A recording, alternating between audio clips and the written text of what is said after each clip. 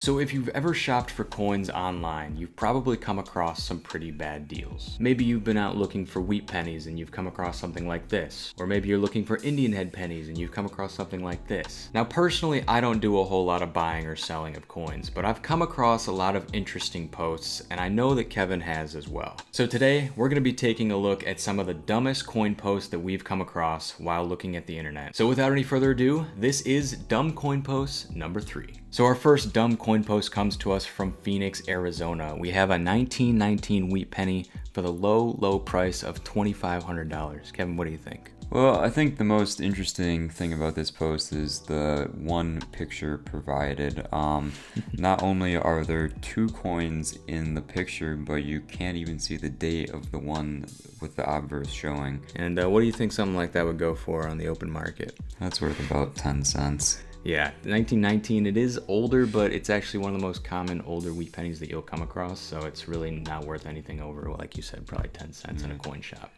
All right, let's get on to the next one. So we'll start off with the title here. Yeah. 4 silver coins. Oh, 4 silver and gold coins. And this is so you had an issue with it before you read the title. Yeah. 4 silver and gold coins. First of all, there's no gold coins here. He's got to be referring to the Indian. Yeah, they're probably talking about the gold-colored coins, which we've had in previous episodes. So basically, you have something here. It says 4 silver and gold coins. There's 3 silver coins. There's 5 coins here. Where are they getting the 4 from? I think they're saying 4 silver and 1 gold, maybe. Maybe they're trying to say total that, but 5. it's not coming out right. Anyway, this lot is going for $200. Realistically, I think you'd get $6 to $8 on the half, maybe $3 to $4 on the quarter, $1.60 on the dime, and then maybe $2 for the Indian head and the Buffalo nickel combined. So I don't know what that comes out to, somewhere around $15 maybe. You'd be lucky at $15. Yeah, retail. Yeah. So I mean, I'm being generous here. Yeah. $200 is way overpriced for this stuff, obviously. All right. This is an interesting penny. I haven't read the title yet. I'm guessing they're gonna say it's an error. Let's see. Yeah. 2011 D Lincoln Cent DDO displaced S error on die, extremely rare, striking error. Okay, well, this has been sitting in a parking lot for about a year, and someone picked it up and thought it was an error. Or I'm sure they knew it wasn't an error. They're just trying to trick someone. So this is what's known as zinc rot. Any penny that was made post 1982 is made of 95% zinc, and the coins end up deteriorating at a super fast rate, and this is the result of environmental damage on the coin. Definitely not an error. There's really nothing other than environmental damage here. And definitely not DDO, double die obverse. I mean, you can't even see the devices of this coin, so you can't tell if it's a DDO. And the funny thing is, it says displaced S. Where do you get an S on a 2011 penny, especially like this? Yeah, there's definitely a Denver there, but it says 2011 D. Right. Oh, yeah. S error. It's like they just took all of the error words that they could come up with and put it into a single description and then slapped the price of $2,100. It's on eBay, too. Yeah, it's a little bit ridiculous. Huh. To be honest with you, this has no market value other than a penny. I really can't see it going for anything other than that, unfortunately. I would just throw it away. Yeah, and a lot of people do. When they see a coin like that, it goes straight in the trash. No. All right, on to the next one. Okay, so the first one is from Phoenix. This one's from Long Beach, California. But it does have the exact same title, Old Coin. Yeah, I think what happens here is these titles actually get auto-filled. They basically just didn't even take the time to fill out the title. It just says Old Coin. 1976, $50 for $20 plus $5 shipping. What do you think? Well, it's worth 50 cents. Yeah, that's literally what it is. It's a Bicentennial, so those have some collectible value, but they are still super common. Unless you're in an area that can't get $50, there's no way you're gonna ever want this. You could probably go to your bank and get one of these if you just asked for $50, and you will probably get something even more valuable, like a silver $50 from the 1960s or before.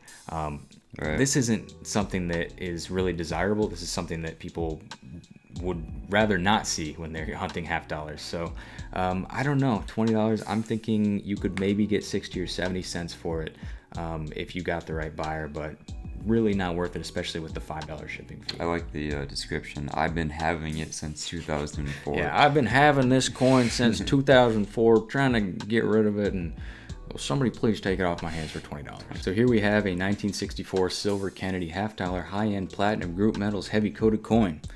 That looks like hell, man. Hey, at least he's honest in the title. He says it's heavy plated and something, and it looks like it is. Oh yeah, I mean that's a heavy plating. It's a pretty bad job of it, but platinum. I mean, if it is heavily plated in platinum, that might be $200 worth of platinum right there. So. I don't know. I mean, heavy plating, that doesn't mean that, you know, there's a ton on there, right? Yeah. Like it's plated. It's still a plating. Yeah, so plated. Plus, there's no reason to do that. I mean, yeah, I don't really see the appeal of something like this, especially when you get that wavy texture on the top of it. I don't really see why anybody would want this coin in the first place. Now, you do have a silver underneath, which the silver half itself, just in junk silver, would be worth about $6 to $8.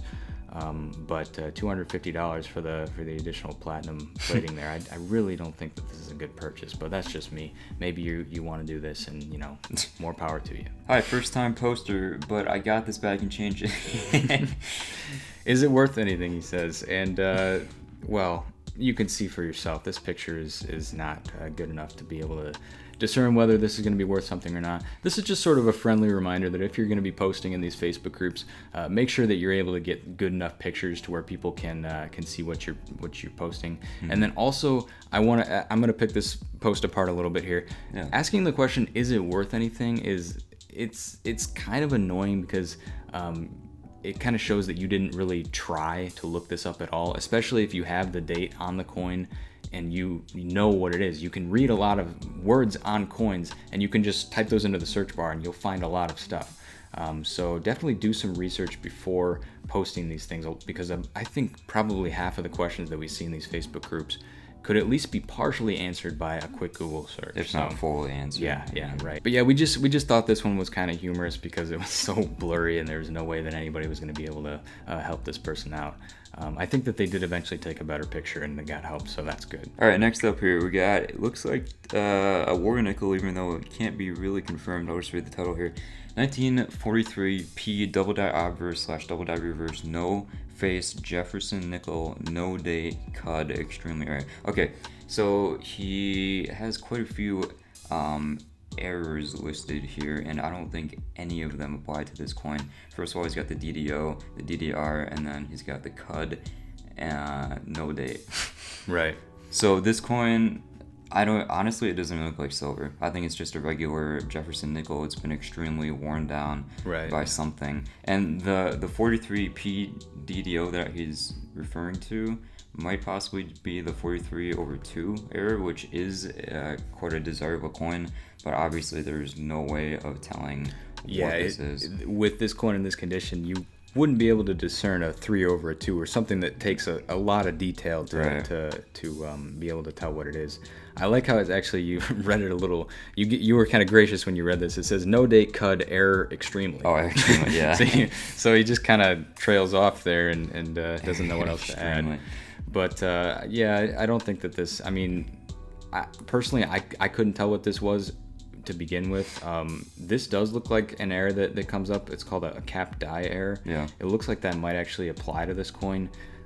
They don't have that anywhere in the description though, and more likely than not, this was just in a dryer and has been tumbling around in a dryer for a long time, and that's why it got so worn down like that. So yeah, definitely wouldn't buy this one or even be interested in it. So $750. Yeah, it's a little pricey there. All right, let's get on to the next one. All right, so I just thought this was kind of funny. Somebody posted this on one of the group chats. I think the date on that is 1967, looking at it, so it's not silver. This is just a dime, and if you guys watched SpongeBob as kids, or if your kids watched it and you watched it as a result, you know what this is. This would actually take some effort. I mean, this isn't just... Yeah, this artist is obviously pretty skilled, and yeah. I do know artists in the community who get very intricate with their coin designs, and I know this one guy in particular who will spend like weeks working on a penny, and he'll sell that penny for $5,000. I mean, it's insane how intricate and detailed these guys can get. All right, so once again, just kind of a humorous post here. They say, just found this. It's a 1997 S, which would be a proof coin. It's also sad but true. And what it says on there, it says no silver, and on the other side it says give up. So they're talking about coin roll hunting half dollars, and this is pretty much the case in half dollars, at least today. There's really not much silver left anymore. I was hunting half dollars a few years ago, and I pretty much never found silver, so I kind of just gave up on it myself. It was getting to be really difficult to do, and just getting the coins from the bank and bringing them back to different banks, it was taking a lot out of me, and there wasn't a lot of reward. So it's kind of funny to see something like this. Hopefully you can find humor in getting skunked in these half dollars, if nothing else. But I just thought this was funny. Yeah, I'm not very active in the coin roll hunting community. I don't do too much of it myself, only really on these types of videos. But yeah, I certainly have had the feeling of going through an entire two boxes and not finding anything remotely interesting, and then you basically don't want to do it again. But one thing that I will say about this is that it's kind of sad that they had to write this on a proof coin. Because is it a proof? Yeah, it is a proof. It's a 1997S proof, and it's kind of sad in a lot of ways because think about it. If you're not finding silver, at least you'll find joy in finding things like this. But when you find out that somebody's written on it, it kind of brings you down and would make you even want to give up more. So maybe that was their intention. They wanted everybody to get out so that they could have all the coins for themselves. But it's pretty sad to see stuff like this. If they could have written it on any other coin other than a proof, I mean, come on. All right, let's get on to the next one here. Okay, this one's a little confusing. So just to read the caption here: Pleasant Company, Samantha's Indian Head 1904 meat penny. I don't know what's happening here, but the price is $10. That's a little bit more reasonable than the last one. Oh yeah, I didn't even look at the price. Yeah, that's but I think something like this in a coin shop would probably go for at most $2. No? That's another 10-cent coin. Oh, no. I think these actually have a market for them. People like the Indian head pennies. Yeah, but I see these go for $1 pretty much no matter what the condition is in coin shops. I'm sure online. Oh, in a retail setting in a coin shop, Right. Yeah, it might go for $1, but online you'd be lucky to get $1. So still more reasonable than the last one, but definitely not a good buy.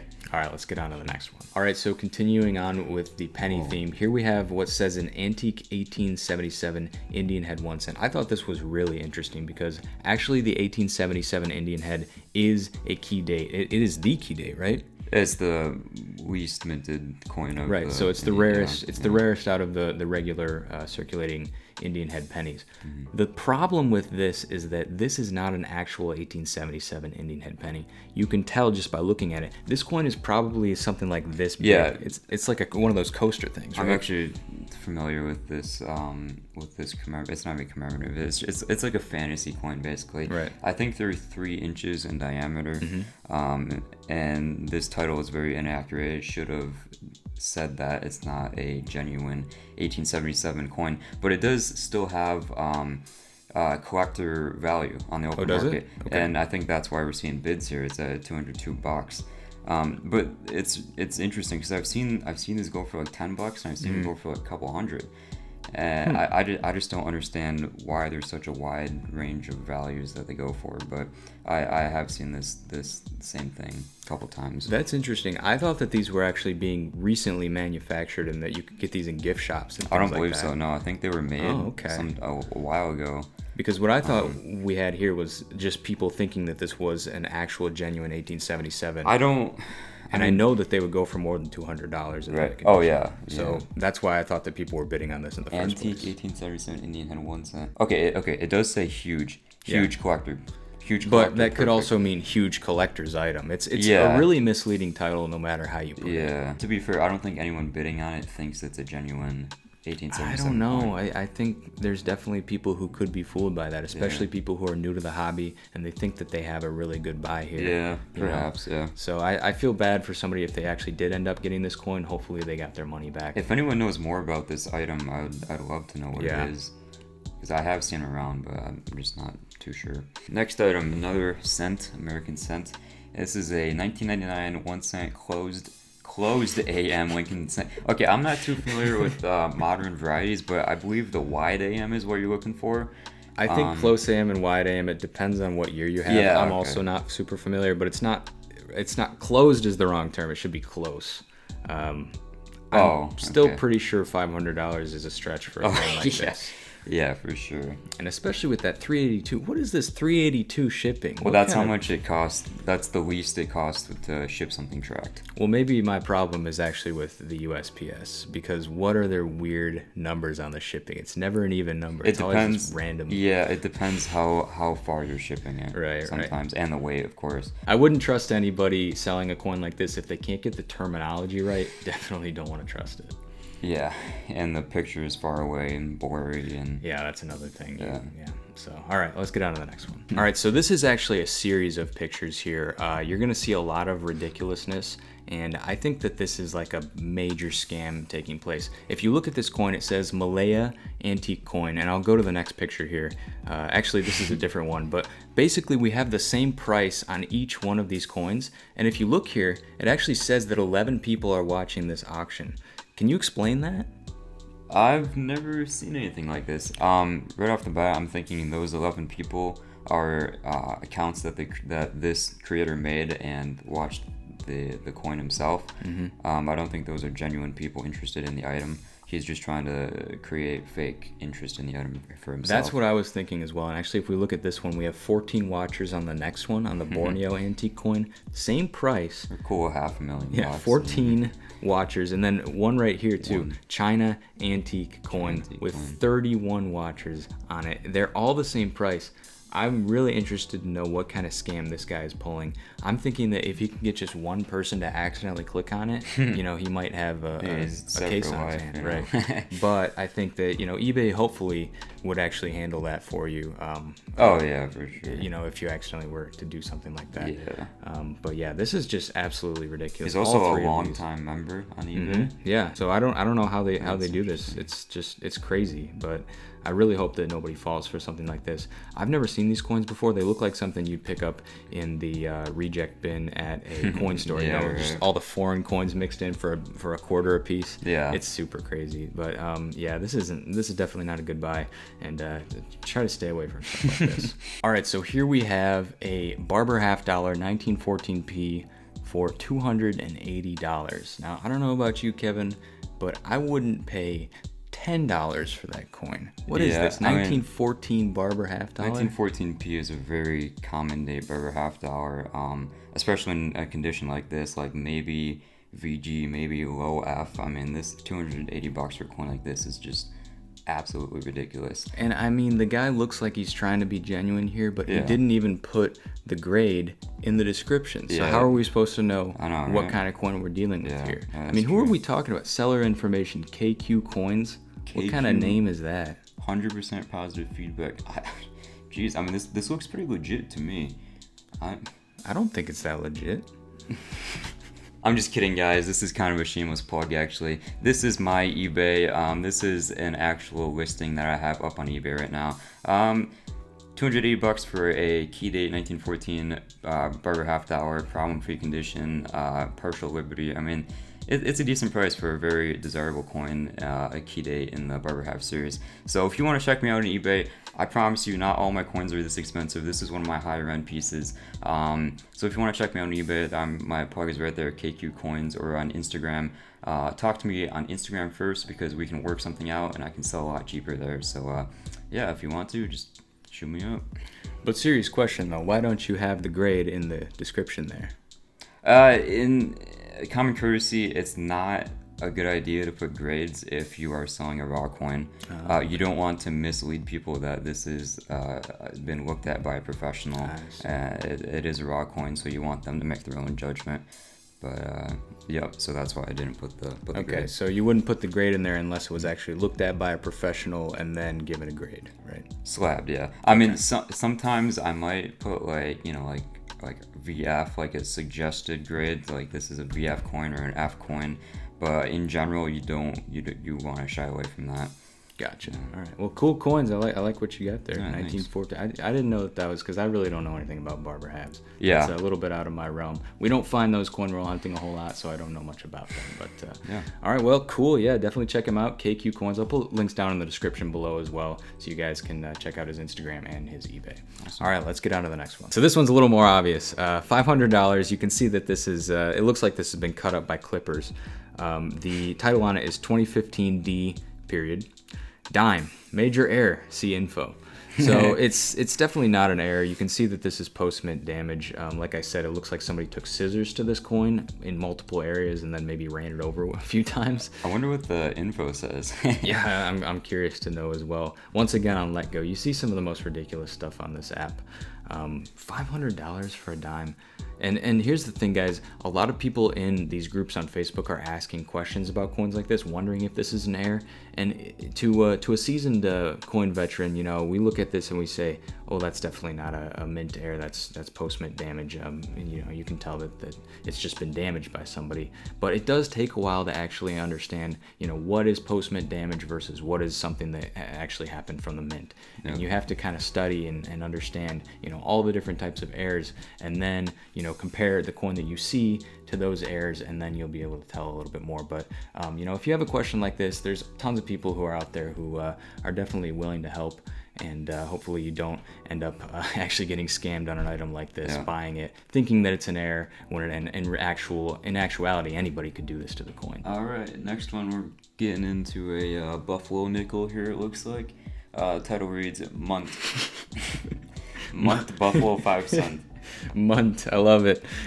Even if it was the word mint buffalo, I mean, we can talk about this coin. This 1936 buffalo nickel looks like it's in, you know, good condition maybe. Yeah, it's the most common. And yeah, the most common year as well. It's actually super common amongst buffalo nickels. Once again, these coins are popular. They have a market for them for sure, because people like this design, they like this coin. So you could probably sell this for maybe 25 to 50 cents just because it is the most common. But like I said, $225 is a huge price tag for a coin like this. Definitely don't want to be paying that much. All right, another $500,000 coin. Right. 1958 D, San Francisco. Okay. We got some confliction there. 1958 D, San Francisco. Yeah, similar to the one that we saw before. Now this one is a little bit different. It looks like there are 12 pictures here that we weren't able to see, so I would be interested to see what those are. But from this original picture, I don't know what they're trying to showcase with this. They say D, they say S, San Francisco. I think they're trying to say S over D, or D over S. Right, but that wouldn't make a whole lot of sense because these coins weren't minted in San Francisco ever since 1955. I think from 55 up through 68, there was no pennies minted in San Francisco other than the proof coins. Right, yeah. So I guess if there was one that happened to have an S on it somehow, it might be worth this much money, but I've never heard of it, so I can't say. I mean, look, he's got in the description here, PCGS grader number 1 states, yes, it is a S mint line. That's a little bit strange seeing the D there. You can definitely trust that. Right, you know. yeah. The top grader at PCGS said it, so. The number 1 grader, yeah. So everybody knows whoever that is. I don't think that's a position. I don't think it is either. All right, so to end off the video, I saw this thing that I think is just going to irritate a lot of people. I think I showed you this a while back. Yeah. This is a quarter and a flip, and there's a few reasons to be furious here. First of all, the quarter was put in what looks like either a penny or a nickel flip. And then if we look at the backside here, it's just, oh my God, all those staples. Why did they have to do it like that, man? Honestly, I don't know what's going on here. I'll tell you one thing though, that's not coming out.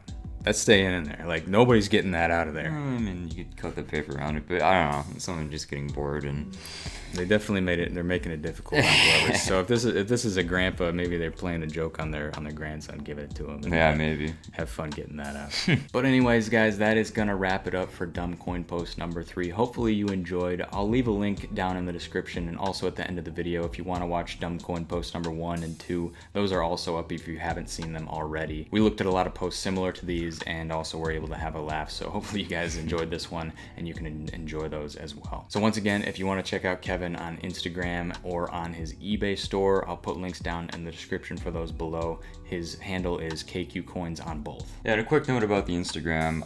If you have any questions about the hobby in general at all, if you want to ask me what something's worth, if you want to ask me if something is a good buy or if someone is reputable in the community, I would be more than happy to talk to you and answer any questions you might have. So just go to Instagram and shoot me a message if you have any questions. And the same goes for me as well. I have an email. I'll put that down below. It's quinscoins@gmail.com. You can send your questions there as well, or just put them in the comments at the bottom of this video, and I'll try to get to as many as I possibly can. But anyways, guys, that's going to pretty much wrap this one up. Thank you so much for watching. Make sure to go down below and leave a like if you enjoyed. Subscribe if you're new, because we post new videos like this every single week. This one wasn't a hunt, but it was super fun, and we love doing this series. I know you guys like it too. Oh, and make sure to send me, if you see these things out in the wild, make sure to send them to my email, quinscoins@gmail.com. You can also find me on Facebook at Quin Coins, and send them there as well, because we do plan on doing more of these in the future, and we need content, so definitely send it our way. But once again, guys, thank you so much for watching. I'm Quin, and this is Quin Coins signing out,